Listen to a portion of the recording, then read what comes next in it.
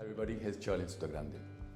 Over the next few days, I'd like to give you some ideas about something that's very personal to me. It's about the relationship between an agent and a client. And in some instances, why you should maybe even fire the agent. So the first one I want to talk about is communication. Having a good two-way communication is very important.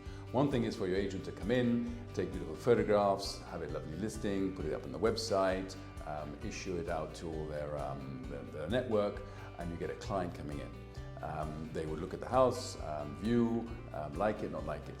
The vendor wants to know what's happening. It's the most important thing they're doing at this moment in time is selling the house. So understanding what people think about the house, whether they like it for ABCD reasons or dislike it for ABCD reasons, is very important to them.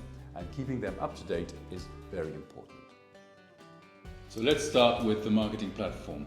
A good agent will have a very, very good marketing plan for every house that they're selling.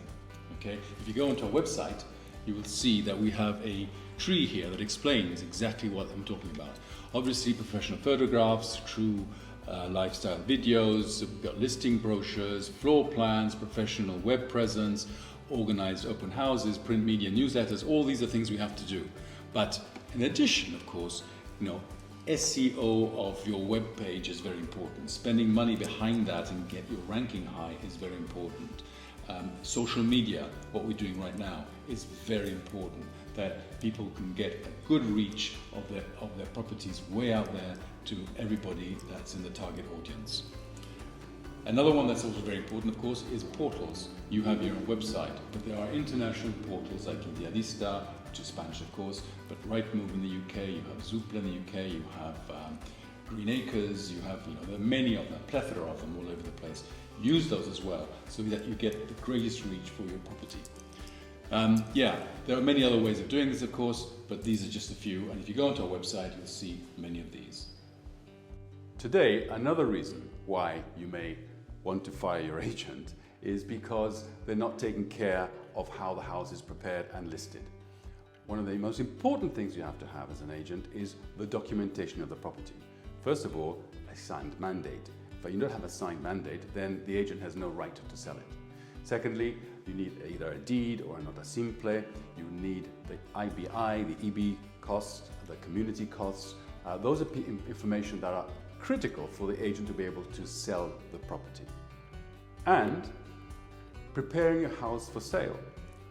All houses have a defect. Understand what they are. The agent should identify these for the vendor. The vendor should estimate what they may cost to fix, because anyone coming to buy will probably have a surveyor come in and identify what that problem is.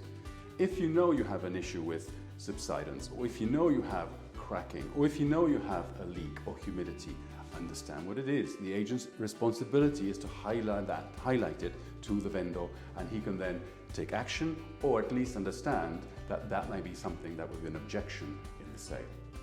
So another reason you should fire your agent is if he's encouraging you to take an offer that is low. Of course, every property has its price, and what it's worth is what someone is prepared to pay for. Having said that, the price that you've set is with the vendor as an agent, and you should be able to defend that price. Defend that price against the comparisons that you put in the market, defend it against the values of plots maybe around the area, defend it against the price of construction that exists at the time. Most agents don't do that. You should really try and set pricing in a way that you can defend against any offer that comes that's low. Another reason you might want to fire your agent is if that agent doesn't know your house well. Many agents along the coast in Spain here have houses which are shared amongst themselves, amongst agents. Some can have up to 10,000 units, and of course they wouldn't understand any of them.